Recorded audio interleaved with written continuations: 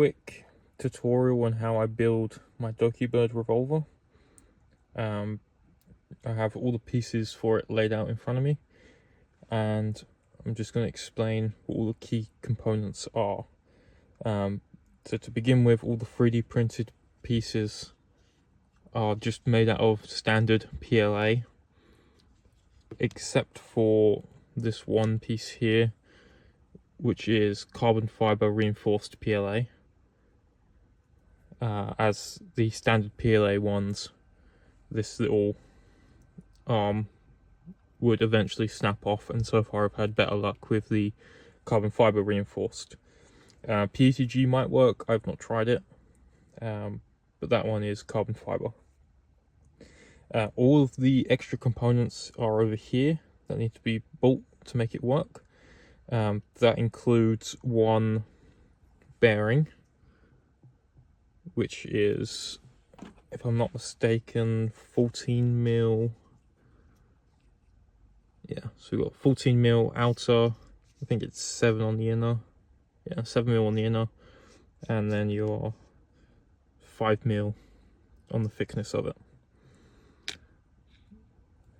Then we have, for the components of the ejector system, so you've got the bearing, then you've got these two standoffs. These are M3 standoffs. This one, I believe, is 55mm. So from the screw thread to the end, yeah, it's about 55mm for the long one. And I don't remember what the small one is. The small one is 25. So these two are M3 threads, so they can screw into each other like that.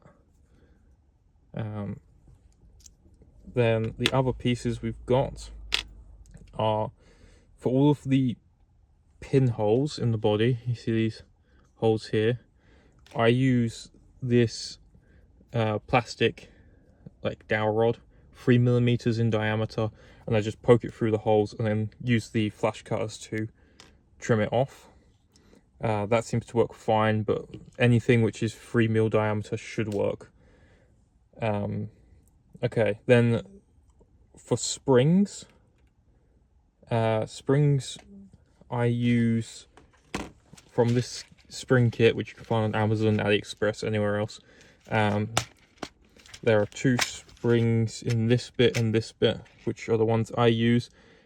It's not particular, they're just of the length. It doesn't matter how strong they are, any spring should work. These springs I use, this one should be 9.5, I believe. Yeah, it's about 9.5 diameter, and then you want roughly 35mm in length. This other one is probably like 5mm. 7. We're on 7, and then 19mm in length.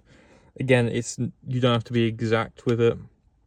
Any spring should work, along with this extension spring. Again, it just doesn't matter, as long as it's not any longer than that. It should work. Then I'll also, for the little push rod ejector, this tiny little M3 threaded thumb screw, which we'll thread onto the end into the thing just to add extra detail. What else? Okay, so we've got an assortment of these are M2 screws. They are I don't remember how long these are.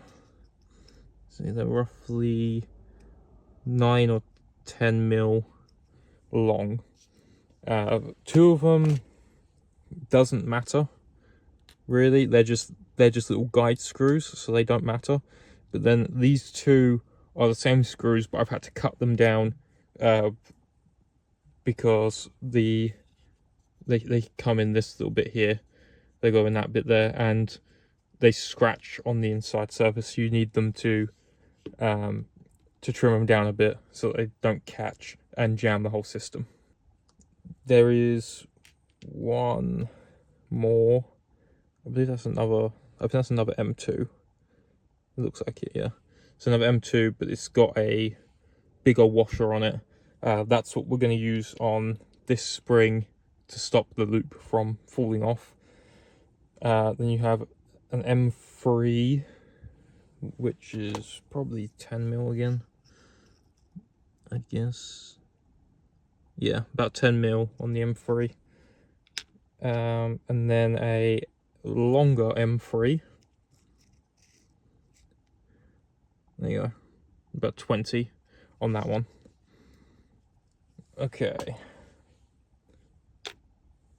so I'm going to start with the cylinder because I'll clear up some of these pieces and is what most of these components are used in. So I'm going to start, so on this side here, there's the inner piece, which is where first we'll put the longer spring in, and it should sit just outside of it like that. Then we're going to take our longer standoff, and we're going to take this tiny 3D printed washer ring, and then we can thread that onto the M3 standoff like so. Okay, then we're going to take the ejector plate, which is this piece, and the smaller standoff, and then we're going to screw this into place. There's not much grip on these standoffs, so I'm gonna just do this to thread it in like that, nice and tight. Okay, then on the, that's the back side of the cylinder, you're going to slide the ejector plate in. It's going to go through the spring, and you need to hold it into place whilst you then compress the spring and feed the thread of the M3 standoff into each other. Okay, and then you have a working ejector system.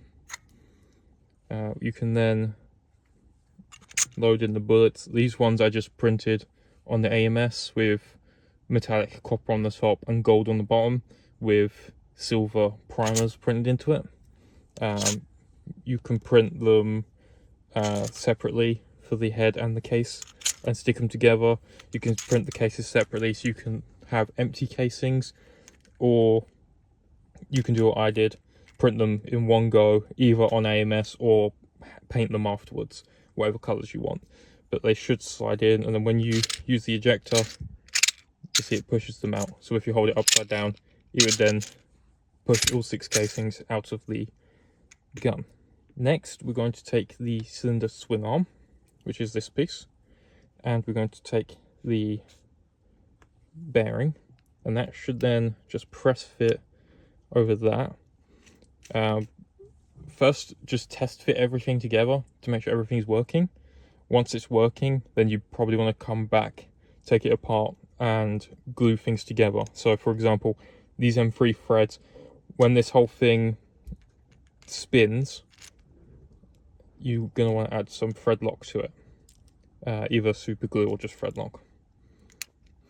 This will then slide into place like that, and again you're going to want to add some glue to that after you do final assembly. So that is the cylinder done. Most of the fitment in this is going to have to be sanded in to get it to fit properly. So you can start by seeing I've sanded around the barrel pieces, and they'll push in, and again you want to add some glue to them to hold it into place properly. There's going to be a lot of sanding to finish up the quality on it. This is printed on my Bamboo Lab A1s, so it's decent quality to begin with, but I would go over this with a Dremel and sandpaper to finish it up.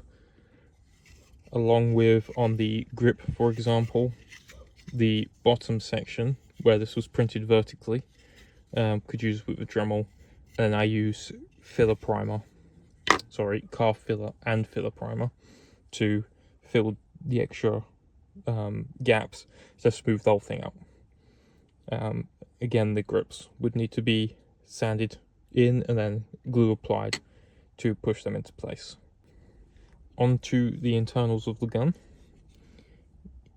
You want to start out with this spring, which you're going to want to, on the inside, line up with that hole and then push a pin through to capture it.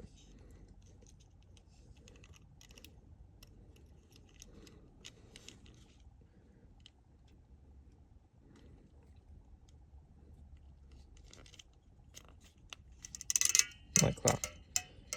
So that's captured into place, which you can leave off to the side. Next, we're going to take our PLA carbon fiber piece, and there is a little slot here which that little arm goes into. So you need to feed it into the slot like that. So that's in place, and then you can see here in these two slots there's a hole in the back for one of these, well, both of these M2 screws. So I'm going to use my Allen key.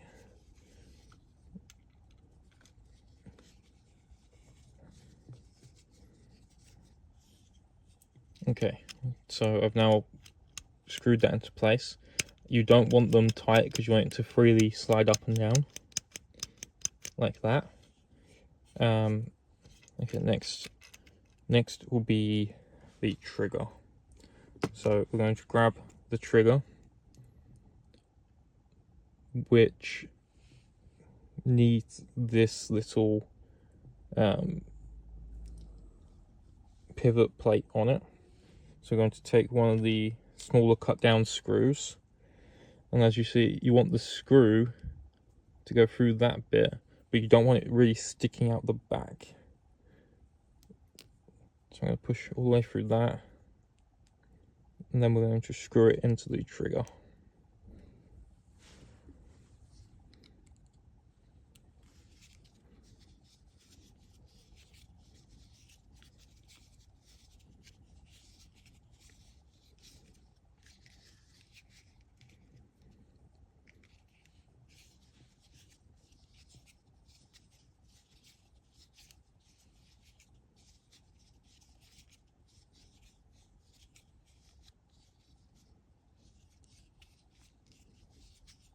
Okay, so here this piece can pivot, but the screw doesn't stick too far on the back side of the trigger, so it's not going to catch on the inside of the gun body.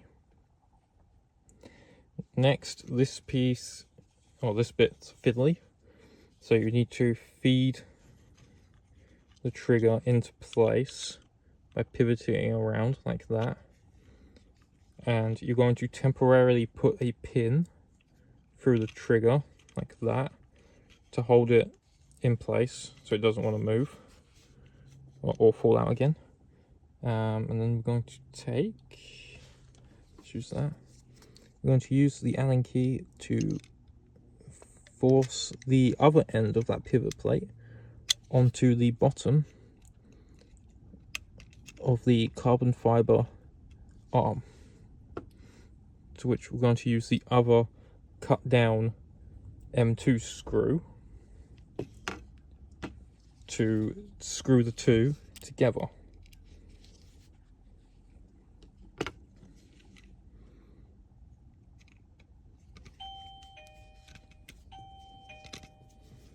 You may find it easier to move the arm, the carbon fiber arm, to the top of the slide to give you full access to its hole.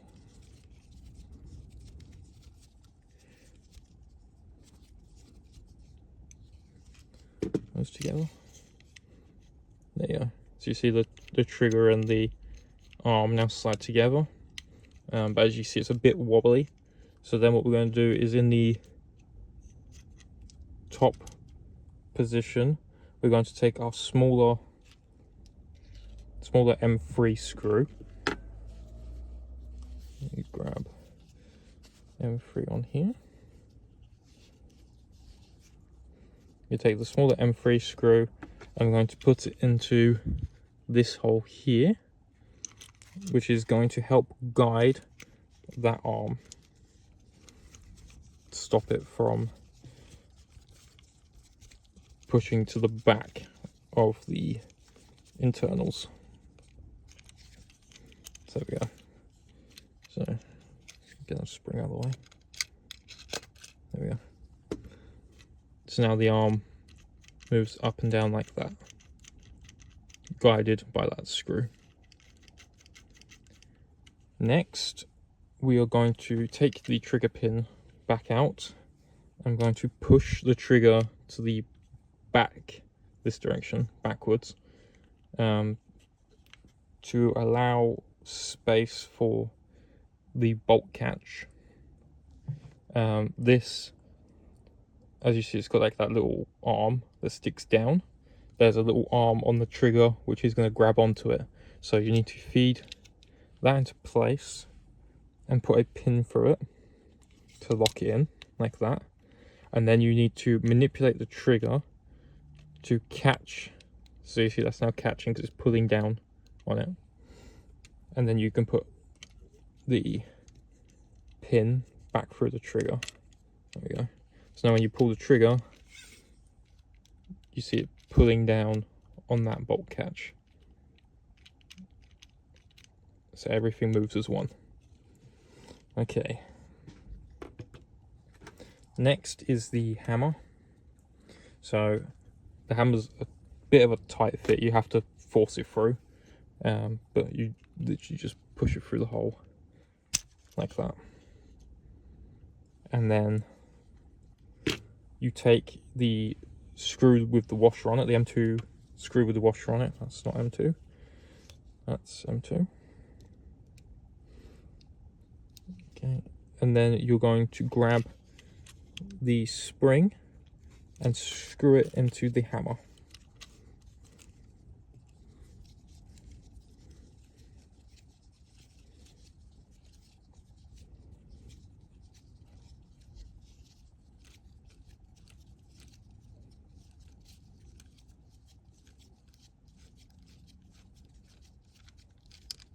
Like that. We're going to loosen up a little bit because we don't want the spring to be pinched. Okay. Then we need another pin. So I'm going to take that plastic rod, push it through like that, and then you could push it through a little bit further so that I can sand the other side of the pin down so it's flush with the body so it looks nicer. And then I'm going to cut it like that, and then you have a hammer. Now the hammer sits on the top of the carbon fiber arm like that. Then when you pull the trigger, it releases. You may need to mess with the length of the screw because I believe the screw is what sits on the arm. So you want it to be long enough where it fits into place, but not too long enough where it jams. So just play with it. As long as the screw isn't sticking up higher than that inner lip, it'll be fine. Because this cover plate will then be glued on like that to cover the whole mechanism. Like that. So next, Yes, to return the trigger to position, there is a hole on the top for you to slide a spring into, which will then force the trigger back into position like that, and that is held in place with the iron sight. You would first, you'll probably need to sand this in to properly get it into position, but then you'd probably apply some glue onto it. I can demonstrate just by press fitting it in right now to then show how that spring works. Again, it doesn't have to be that exact spring, just anything which is going to force it down. It doesn't need a lot of force. But yeah, so then the hammer catches like that. Okay, next we will next you can slide the grip on. The grip might be a little tight because of the direction that it's printed, but when you do final fitment, just make sure all these gaps are fully pushed in. You'll probably need to sand the body down just so it's not so rough for final fitment, but for now, while we're test fitting, it works fine. And again, the grip plates will need to be sanded in around the edges to properly push into the handle, to which we will put glue on the bottom and stick them on, and that should be enough to hold them. Okay, finally, for the cylinder, you don't have to put the bullets in it, but I'm just going to do it anyway. You're going to put it into position like that. You're going to put the long M3 screw into its hole, and it's going to feed into the main body of the revolver. Let me get M3, there we go. And you're going to want to tighten this down as much as you can and then loosen it back a bit, because otherwise there's a bit of wobble in the arm. So I'll keep going.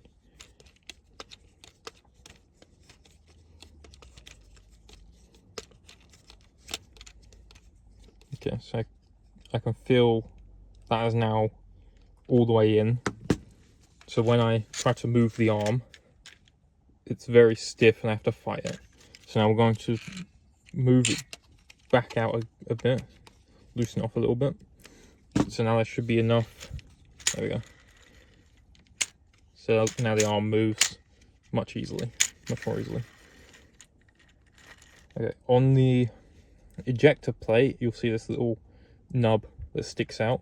That is going to lock into place on that hole, so you need to manually force it in and out, but you can do the whole thing which will lock it into place, as long as I said, there's a bit of play, so you have to mess with the tightness of this arm to get it to properly lock in. The end thumb screw can just screw into the end, and again you probably want to add some thread lock or glue to this assembly to make sure none of it unscrews. And then that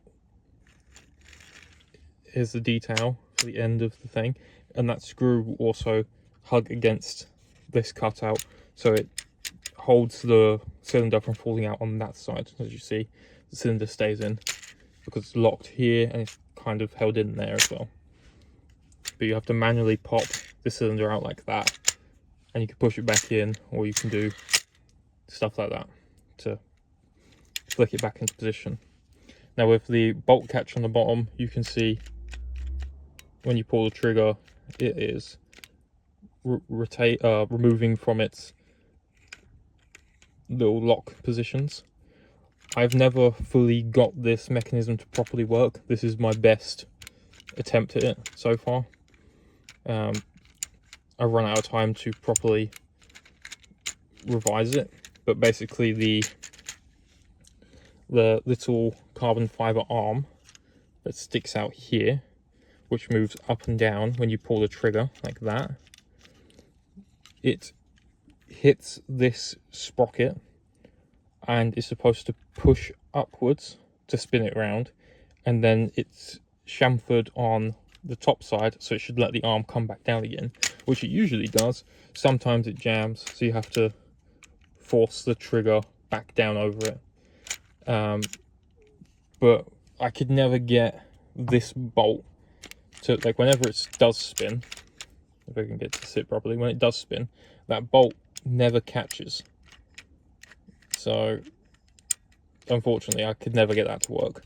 But everything else, like the hammer, will work.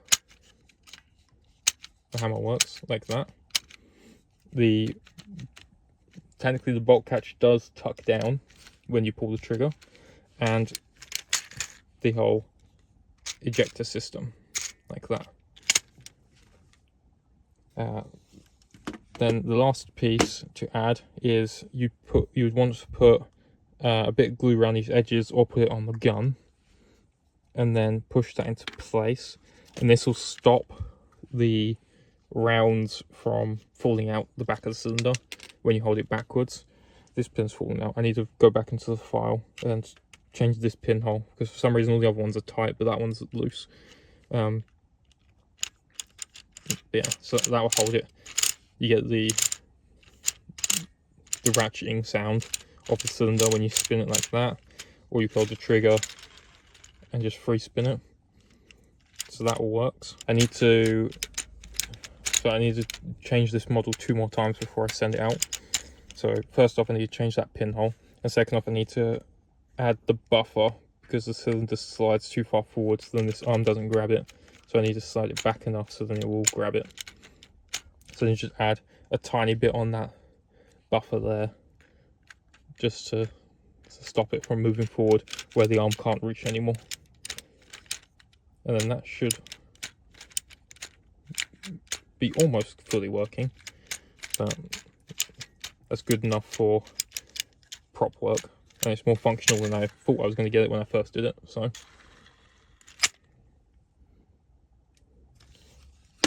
yeah, it's a little finicky, pretty basic, nothing too special in there. So once you have those components, you can assemble this thing pretty quickly. It's not a massive it's not a massive thing. So there you go. I would, before doing final assembly, I would sand, fill any parts you need to fill, prime and paint it, get all the pieces done, then assemble it. That's what I've done on the previous ones that I did. The ones I've sold, I've always individually done all the pieces, then stuck it together. You don't need anything fancy. Super glue or anything like that will work fine. Nothing, you don't need any fancy epoxies or anything. Everything should work fine. But yeah, let me know if you need any other instructions or any other help with it. I am happy to help.